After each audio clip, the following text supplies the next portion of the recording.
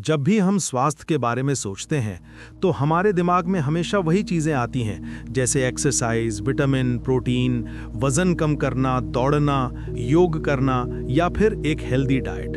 लेकिन बहुत कम लोग ये सोचते हैं कि हमारे शरीर के अंदर करोड़ों अरबों छोटे छोटे जीव यानी माइक्रोब्स भी हमारे स्वास्थ्य को नियंत्रित करते हैं। ये सुनने में थोड़ा अजीब लगता है, लेकिन हकीकत यही है कि आपकी सेहत, आपकी इम्यूनिटी, आपका मूड, आपकी डाइजेशन, आपकी एनर्जी और आपकी बीमारी से लड़ने की क्षमता, इन सब के पीछे एक बहुत बड़ा रोल निभाता है आपका गट माइक्रोबायोम, यानी आपकी आंतों में रहने वाला सूक्ष्म जीवों का विशाल संसार।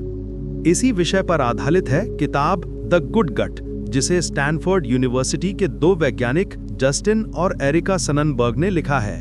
उन्होंने कई सालों तक गट माइक्रोब्स पर रिसर्च की है और इस किताब में बहुत सरल तरीके से ये बताया है कि हमारा असली स्वास्थ्य कहाँ से शुरू होता है। और जवाब है हमारी आंत यानी गट। हमारी आंतों के अंदर ट्रिलियंस माइक्रोब्स रहते हैं, बैक्टीरिया, फंगी, वायरस और कई तरह के सूक्ष्म जीव। इन सबका एक विशाल परिवार बनता है जिसे कहा जाता है गट माइक्रोबायोटा। अगर इन सबको एक साथ तौला जाए तो इनका वजन लगभग 1 से 2 किलो होता है, यानी लगभग आपके दिमाग जितना। ये माइक्रोब्स हजारों सालों से हमारे साथ विकसित हुए हैं और आज ये हमारी सेहत के साथी बन चुके हैं। ये हमारे लिए खाना पचाते हैं, हमारी इम्यूनिटी को मजबूत बनाते हैं, हमें इन्फेक्शन से बचाते हैं, हमारे मूड केमिस्ट्री को बैलेंस करते हैं, इन्फ्लेमेशन कम करते हैं और हमारी डाइजेशन को स्मूथ रखते हैं। लेखक बताते हैं कि आपकी आंत को लोग सिर्फ डाइजेशन की जगह मानते हैं, लेकिन असल में ये आपका दूसरा दिमाग यानी सेकंड ब्रेन है। इसे एंटेरिक नर्वस सिस्टम कहा जाता है क्योंकि इसमें करीब 10 करोड़ न्यूरॉन्स होते हैं। यही वजह है कि जब आप नर्वस होते हैं तो पेट में बटरफ्लाइज महसूस होती हैं। इसका मतलब है कि आपका दिमाग और आंत लगातार एक दूसरे से बात कर रहे हैं। इसे कहते हैं गट ब्रेन एक्सिस। अगर आपका गट खुश नहीं है तो आपका दिमाग भी खुश नहीं होगा। किताब का सबसे बड़ा मैसेज है, मॉडर्न लाइफस्टाइल ने हमारी गट हेल्थ को सबसे ज्यादा नुकसान पहुंचाया है। पहले के समय में लोग प्राकृतिक वातावरण में रहते थे। खाना ताजा होता था, दालें, फल, सब्जियां, जड़ें, अनाज सब फाइबर से भरपूर होते थे। खाने में रक्षा करने वाले माइक्रोब्स मिलते थे। लोग मिट्टी में खेलते थे, जानवरों के पास रहते थे, प्रकृति के साथ जुड़े रहते थे। लेकिन आज की दुनिया में हम अल्ट्रा क्लीन एनवायरनमेंट में रहते हैं, प्रोसेस्ड फूड खाते हैं, प्रिजर्वेटिव्स और केमिकल से भरे भोजन का इस्तेमाल करते हैं, बार बार एंटीबायोटिक्स लेते हैं और तनाव, देर रात तक जागना और स्क्रीन टाइम बढ़ चुका है। ये सभी आदतें हमारे अच्छे माइक्रोब्स को नुकसान पहुंचाती हैं। सननबर्ग कहते हैं कि हमारे गट माइक्रोब्स को जीवित रहने के लिए फाइबर चाहिए। सिर्फ कोई भी फाइबर नहीं, बल्कि कॉम्प्लेक्स प्लांट फाइबर। ये फाइबर सब्जियों, फलों, दालों, बीन्स, नट्स, बीज और होल ग्रेन्स में मिलता है। बॉडी इस फाइबर को पचा नहीं पाती, इसलिए ये सीधा लार्ज इंटेस्टाइन में पहुंच जाता है, जहां माइक्रोब्स इसे तोड़कर अपनी ऊर्जा बनाते हैं। जब माइक्रोब्स इस फाइबर को पचाते हैं तो वे शॉर्ट चेन फैटी एसिड्स बनाते हैं, जो इन्फ्लेमेशन कम करते हैं, गट वॉल को मजबूत बनाते हैं और इम्यूनिटी बढ़ाते हैं। लेकिन जब हम फाइबर खाना बंद कर देते हैं तो ये माइक्रोब्स भूखे मरने लगते हैं। उनकी वैरायटी और संख्या दोनों कम होने लगती हैं और इससे हमारी सेहत बिगड़ने लगती है। किताब में बताया गया है कि आज की पीढ़ी बहुत कम फाइबर खाती है। ज्यादातर लोग सफेद चावल, सफेद ब्रेड, मैदा, पैकेज्ड खाना, स्नैक्स, मिठाई, जंक फूड और फास्ट फूड पर निर्भर हैं। ये सब पेट भर देते हैं लेकिन माइक्रोब्स को भूखा छोड़ते हैं। जब माइक्रोब्स खुश नहीं होते तो शरीर में कई समस्याएं बढ़ने लगती हैं, जैसे कब्ज, सूजन, मोटापा, diabetes, mood swings, allergies, skin problems और इम्यूनिटी कमजोर हो जाती है। एक दूसरा बड़ा कारण है एंटीबायोटिक्स का जरूरत से ज्यादा उपयोग। एंटीबायोटिक्स सिर्फ बुरे बैक्टीरिया को नहीं मारते, वे अच्छे बैक्टीरिया को भी खत्म कर देते हैं। लेखक इसे फॉरेस्ट फायर जैसा बताते हैं, जैसे एक जानवर को पकड़ने के लिए पूरा जंगल जला देना। हाँ, एंटीबायोटिक्स जरूरी होती हैं, लेकिन बार बार लेना गट इकोसिस्टम को नुकसान पहुंचाता है। कई अच्छे माइक्रोब्स कभी वापस नहीं आते, यानी आपकी गट डाइवर्सिटी कम होती रहती है और इम्यूनिटी कमजोर होती है। बच्चों के मामले में भी यही बात लागू होती है। आजकल बच्चे बहुत ज्यादा सैनिटाइज्ड एनवायरनमेंट में रहते हैं। माता पिता सोचते हैं कि डर्ट इज डेंजरस, लेकिन असल में शुरुआती उम्र में मिट्टी, प्रकृति और विविध माइक्रोब्स के संपर्क में आना इम्यूनिटी को मजबूत बनाता है। जो बच्चे बाहर खेलते हैं, पालतू जानवरों के साथ रहते हैं और नेचुरल माइक्रोब रिच फूड खाते हैं, उनमें एलर्जीज, एस्थमा और इन्फेक्शंस कम होते हैं।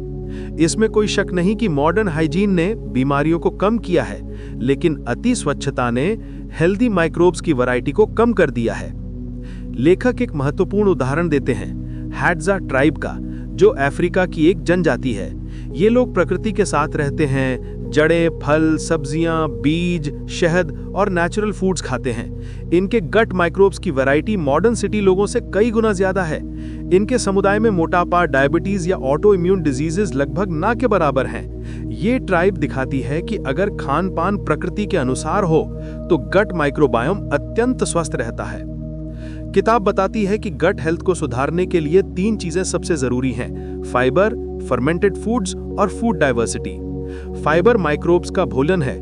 फर्मेंटेड फूड्स जैसे दही, घर की किण्वित चीजें, अचार, idli dosa batter, kombucha, kimchi आदि अच्छे बैक्टीरिया सीधा पेट में भेजते हैं। और फूड डाइवर्सिटी यानी अलग अलग तरह के वनस्पति आधारित खाद्य पदार्थ खाना। जब आप रोज वही 2-3 सब्जियां नहीं बल्कि 8-10 तरह के अनाज, दालें, रंगीन सब्जियां, फल, बीज, नट्स खाते हैं तो आपके माइक्रोब्स को अलग अलग तरह का न्यूट्रिशन मिलता है। इससे गट रिचनेस बढ़ती है और इम्यूनिटी मजबूत होती है। लेखक स्ट्रेस के प्रभाव के बारे में भी बताते हैं। स्ट्रेस गट पर सीधा असर करता है। जब दिमाग स्ट्रेस में होता है तो गट में सिग्नल्स जाते हैं और डाइजेशन बिगड़ने लगता है। पेट सूजने लगता है, एसिडिटी होती है, भारीपन महसूस होता है। क्रॉनिक स्ट्रेस गट लाइनिंग को कमजोर कर देता है, जिसे आम भाषा में कहते हैं लीकी गट। इससे शरीर में टॉक्सिन्स और अनडाइजेस्टेड पार्टिकल्स ब्लड स्ट्रीम में जाते हैं और कई बीमारियों की शुरुआत होती है। नींद भी गट हेल्थ के लिए बहुत महत्वपूर्ण है। खराब नींद गट माइक्रोब्स का संतुलन बिगाड़ देती है। सिर्फ 2-3 दिन की खराब नींद भी डाइजेशन स्लो कर देती है, शुगर क्रेविंग्स बढ़ा देती है और मूड इरिटेबिलिटी पैदा करती है।